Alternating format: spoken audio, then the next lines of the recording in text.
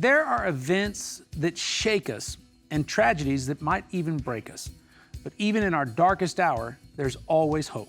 In today's episode, hip-hop artist Tedashii shares his unforgettable story about tragedy, healing, and walking with God through life's toughest challenges. Don't go anywhere, you need to hear this.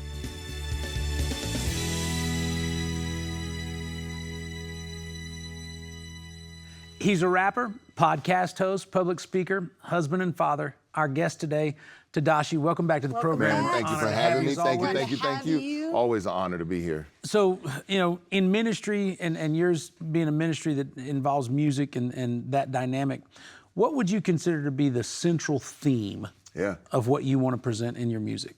Purpose and identity.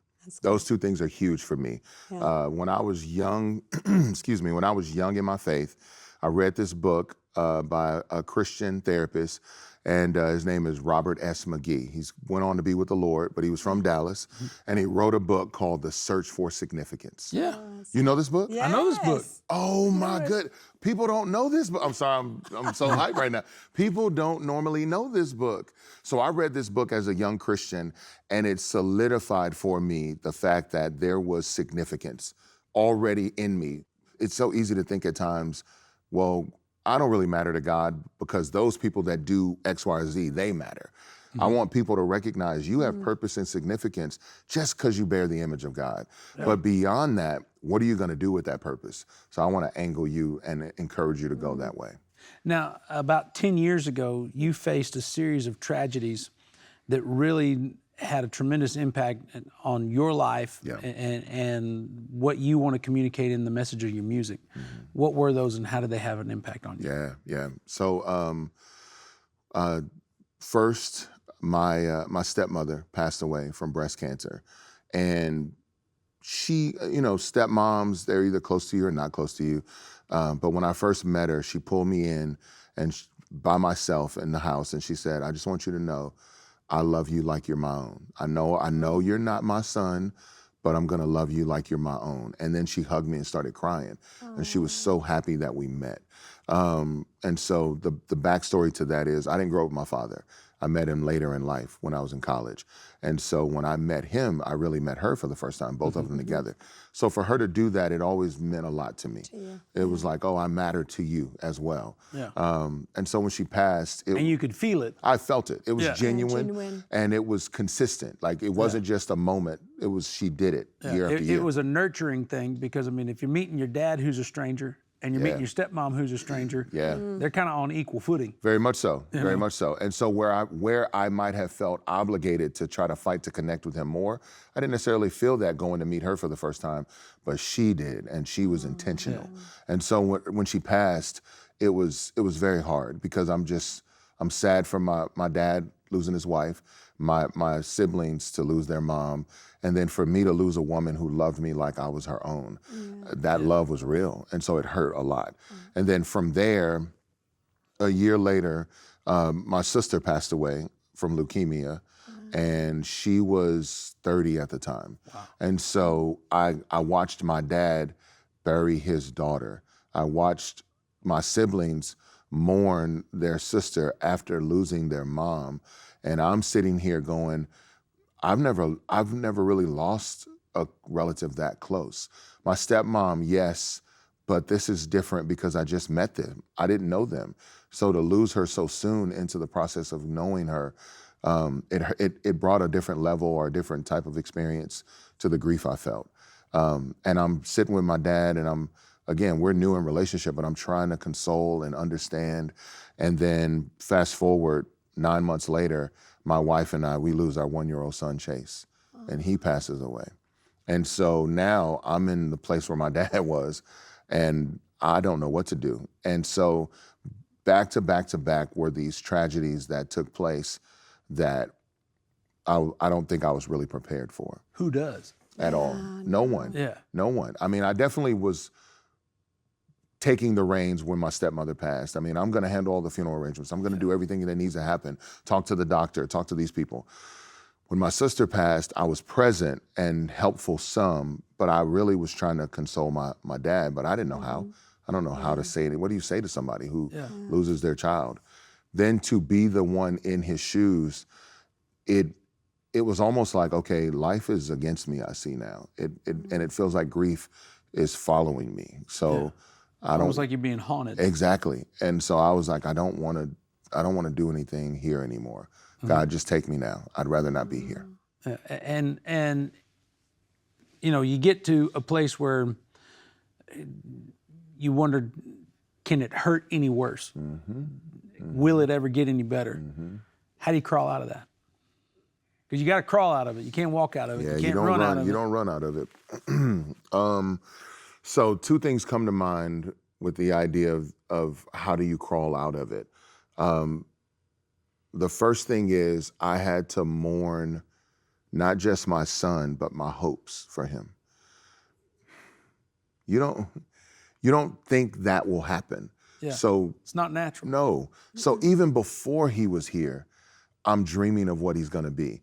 Even while he's here, and his name is Chase, and I'm holding Chase, I'm like, man, you're gonna be this. I'm dreaming for him.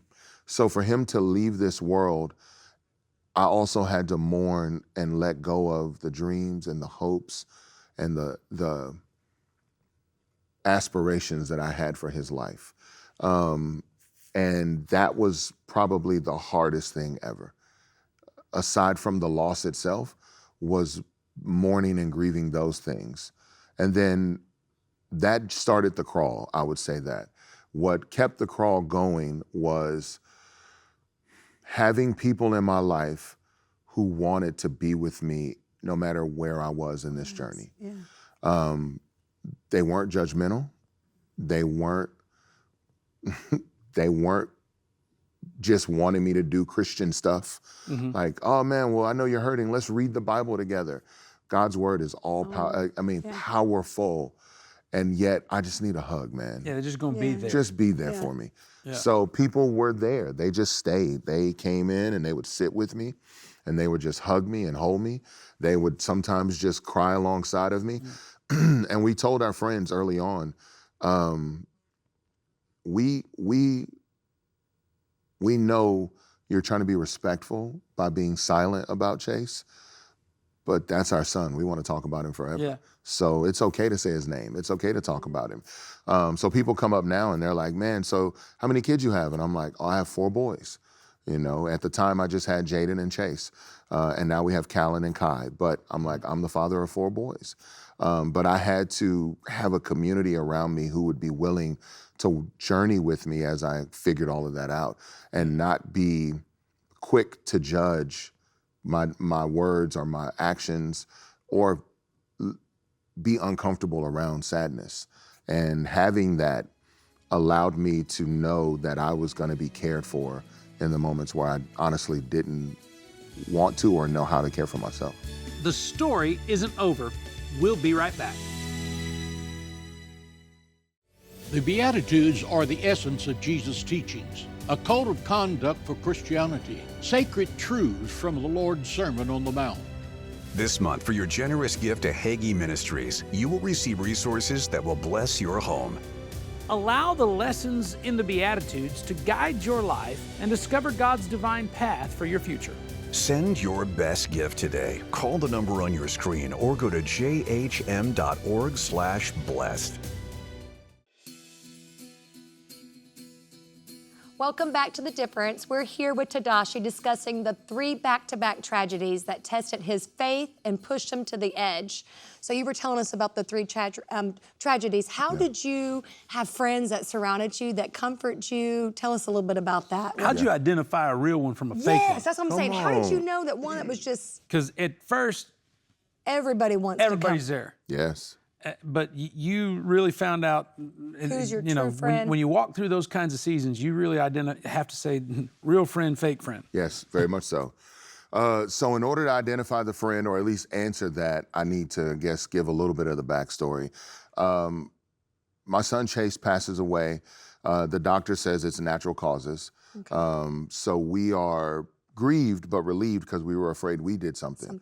But it didn't necessarily answer all the questions, because now we're like, well, why now, God? Like, okay, so nothing just happen per se, but naturally something did. And now we know you're in charge of all these things, God. What happened here? So I was devastated. I grew up in the faith, choosing to not just be a guy on the pew. I'm gonna lead small groups. I got ordained at 23 in the Missionary Baptist Church. I'm gonna make my life about sharing the gospel. So to get to this point and have a family, I honestly had let myself believe that I deserved a king's ransom. Man, when I go from this world, it's gonna be me on my bed with all my kids around me, my grandkids, everybody there. We're singing and crying and praying, but I'm celebrating. I'm going home to glory. That's right. But that's not my story. Yeah. And I was heartbroken about that. And then eventually that heartbreak turned to anger. It was about 6 months where I was trying to be like Martha, like, you need something? Who needs something? Let me clean this. Let me drive you here. No, y'all don't have to cook. I got it. Don't worry. And that was about all the distance I could go in my own strength was about 6 months. And that's when I broke. And when it really hit home for real, that I didn't have to go down the hall and change diapers anymore. I wasn't having to go wake up somebody from a nap. And that was the entrance of this new normal that was breaking my heart. And I went from optimistic to angry.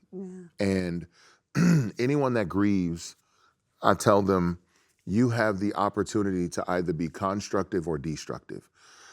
And I chose to be destructive in my anger, the way I spoke to my wife, the way that I would disappear. I often would use what was comforting as a kid as a coping mechanism in this moment. So food became my vice. I grew up in the South in Texas, near East Texas. So Food and love are synonymous. Synonymous, brother. Yeah. I ate fried catfish every day. Yeah. If I love you, I'm gonna feed you. I'm gonna feed you. If I love you, you're gonna eat good here. Yeah. And so I would often go to the places where love felt the realest, which was where they were making the food. Yeah, the And escapism. I would go to the escapism. But then I ended up going even further down the dark tunnel of it all because I didn't realize what it would be like to be a public figure and grieve publicly. So I didn't want to be myself anymore. I wanted to be someone else. My biological father is from an island in the South Pacific, Samoa. So I was like, I'm out. I'm going to Samoa. I'm just going to go there.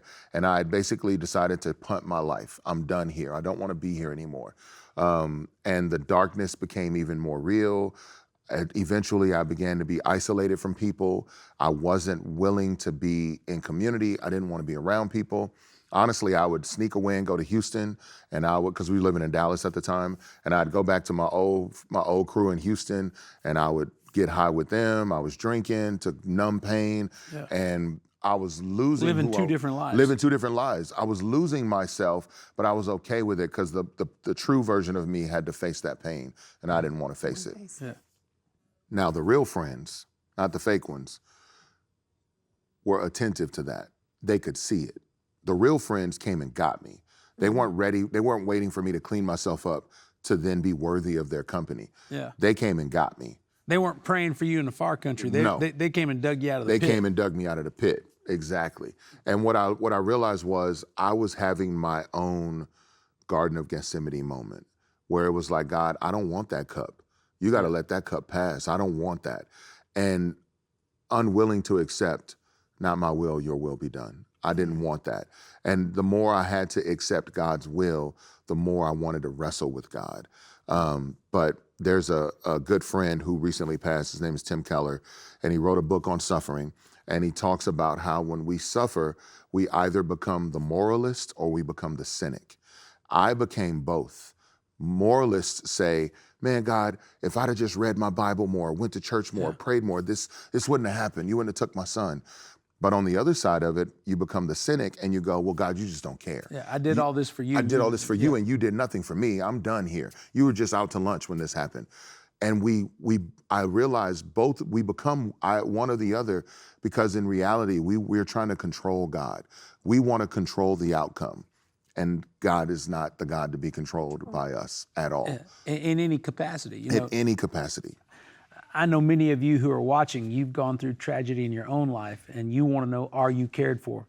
I want you to know there is a God who cares deeply about every aspect of your being. And if you believe in him, you need to understand this. He truly believes in you. We'll have more of this conversation when we come back to The Difference with Tedashii. You're watching Kendal and I, and we're thankful that you're here.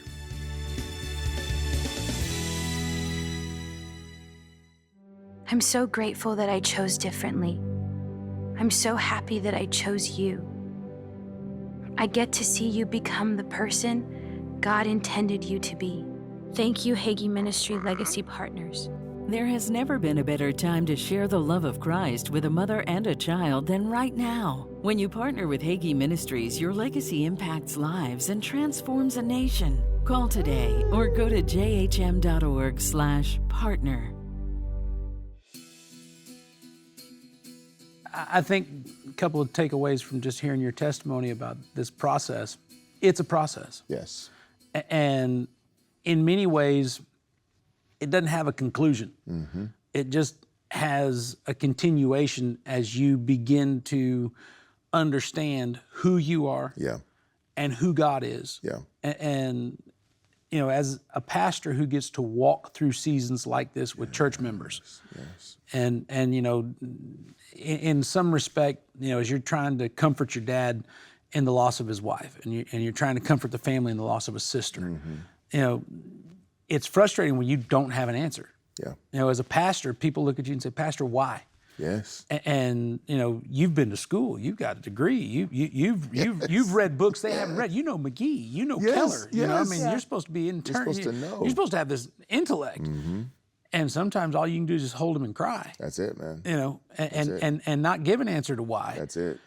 And yet, also understand that every promise that God made isn't for this life. That's right. There's promises that they're not gonna be fulfilled until the next one. You know, I mean, think about it in this context. That's good. And we want what we want now. Now, bro. And I need an answer now. I need to know now. I need to feel it now. I need to see it now. I need for it to be now. Yeah. And God's saying, not yet. Yeah.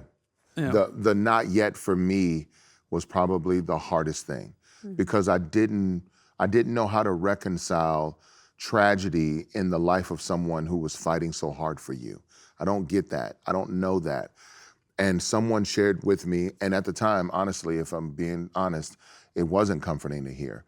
But eventually, it seldom is, especially in the heaviest parts of the pain. But someone was like, the very God who you're crying out to knows what it's like to lose a son as well. And I was like, don't say that to me. And now I'm like, I'm so grateful you know what it's like, because on the other side I get to see, oh yeah, you were with me in this. You didn't forsake me. That happened, but you didn't forsake me. And so one of the beauties of reading Tim Keller's book, he points out this idea in all of what we see, God is still in control. Now we would say, at least I did, well, God, if you're in control, just stop it from happening. If you're in control, why would you let it happen? I want off the bus, God. I don't want this ride no more. And in reality, when I look at temptation, sin, suffering, it really is the enemy who causes all of this.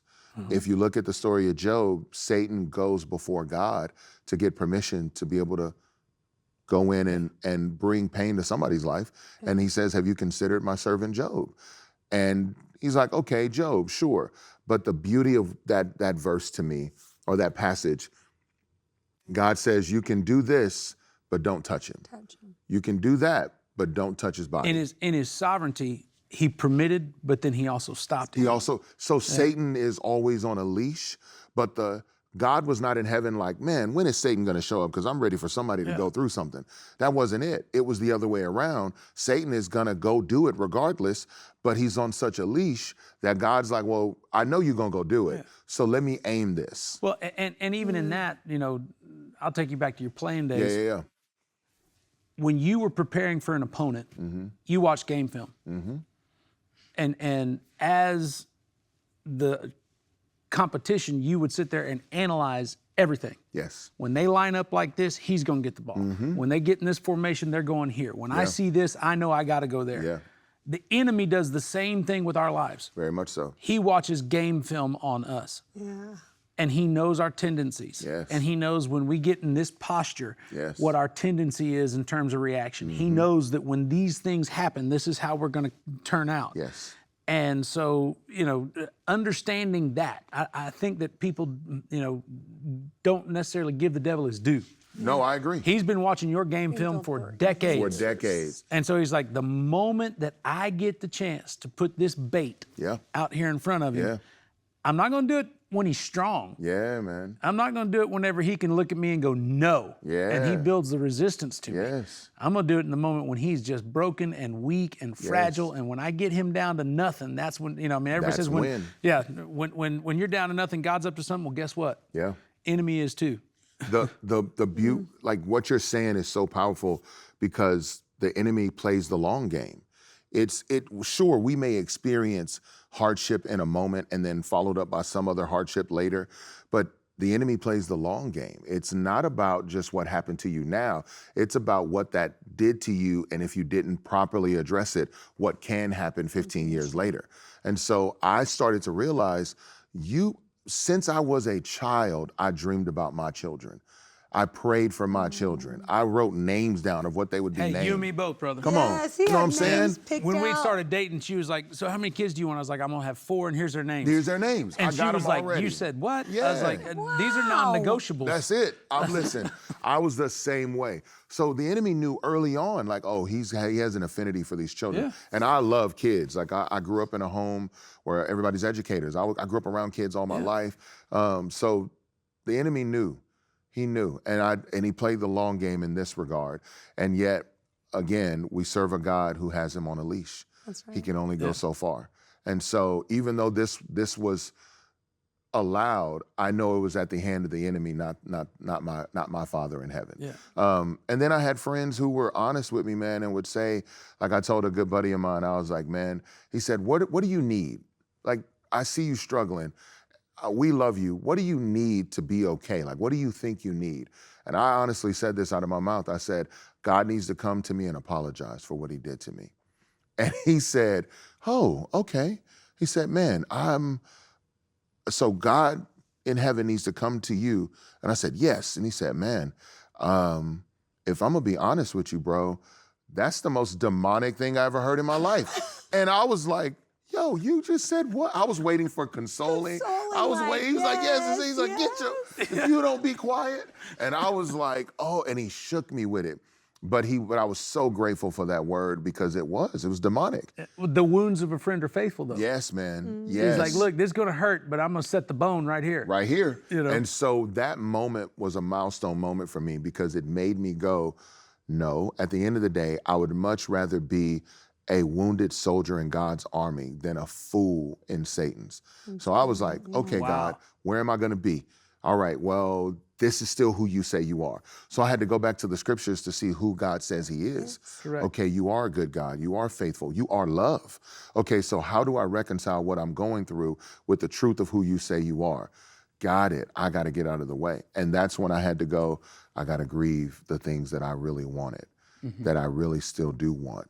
But then once I was able to do that, I could move to 1st and 2nd Thessalonians. I don't grieve as the world grieves. Like I Don't will grieve see without them. hope. I don't grieve without hope. I'm gonna see him again. Correct. I am sad day in and day out, sometimes weeks in and weeks out. He passed in March, and that month is a hard month for our home. Yeah. But in light of that, I don't grieve without hope. And I'm through the journey of it, I've gotten to a place where I'm able to recognize there is hope. The hope is genuine. It's real. It comes from a real God who promised real things, who has The evidence of that accomplished. hope is real. It's real. Romans 5, hope does not make ashamed. Like it, Correct. It is real. He is not going to make me ashamed in my hope of him. I'm going to see Chase again. Yeah. And I don't know, be adult glorified body. It could be Yeah. the age he was. I have no clue. And back to those questions you can't answer. You can't answer those. But to things that you are certain of. Yes, yes. You know, I mean, we read in the book of James, and James references Job. Yes. You know, you're talking about Job. Yeah. And it says, we count them blessed who endure, Who endure. who have seen the end from the beginning. And then he goes and he visits Job. Yes. You know, and we have the privilege of the entire story condensed and handed to us. Exactly. But Job didn't. Job's wife didn't. You know, I always say that one of the most misjudged people in the whole Bible is Job's wife. I agree. You know, Yes. I tell people, I said, we owe her an apology. Yes. Because not only did she go through what Job went through, Yes. but she went one step further. She lost Job. She lost Job. Yes. You know, she didn't just lose her kids, and she didn't lose the status, and she didn't lose the business. At the end of the day, the man that promised her, I'll take care of everything, Yeah. and did, Yeah. is now sitting on an ash heap. Yes. And she's like, and I lose him too? Yes. Now, what would you think she looked like? If you were going to give me a picture of her based on the first 3 chapters of the book, you say, well, she's a little sawed-off 4-foot lady, you know, like small, with a bony kinda, finger and, you know, got a wart on her. Yeah, she's like, you know, Job died. Totally. She couldn't have been that. No. Because he had 10 kids with her the first time. That's true, brother. Come And you on, get to the say end of the that. book, he had 10 kids with her a second Say time. that, brother. So when you're having kids in your old age, she's still Yeah, looking good. She still looks good. I hate to be so, you know, natural about it, but there's but it's real. 20 It's kids with true. one woman. She's got to be hot. Yeah. She's You know? still drawing him in somehow. Very much Something's so. working. Something's there. You know, Brother, say that. And to the point, we judge her. we judge her because we get to see how she reacted in her weakest and most vulnerable moment. Yeah. We judge her because she said something she felt in a moment where she could feel anything. And instead of giving her the space to feel it and just say, go ahead and let it out, we look at her and go, how dare you? How would you ever say yes? Yeah, how dare you? Yeah, man. And it's like, no, just walk with them. Just walk with them through it and don't judge them for it. And then allow God to show them what his plan is in the back half. I spoke about a friend who spoke to me, but the other person was my wife. Yeah. It really was. Had to be. It was her willingness to... Because this either pulls you together or tears you apart. Or tears you apart. I got a call from Mercy Me the morning it happened, and the lead singer, Bart, is a good friend. All of them are good friends, but Bart was like, hey man, just know the odds are not in your favor here for marriage. Like statistically, these marriages don't make it. Yeah. But we're praying another prayer for you. And it was that, I mean, hearing it so early on, I knew to fight for it, but for the days that I wasn't able to, my wife was fighting for it. And I wanted to think, well, you're just mean and you want what you want and you're not really for me. And really, I'm like, oh, you, and now coming out of the grief of it all, the heaviness of it all, she's like, no, I was in the closet praying for you. I was over here watching the kids while you were doing what you were doing because you couldn't handle her. She calls it my season of sleepwalking. She was like, you were here, but you were not here. And I had to endure that. And I just go, yeah, I got a real one.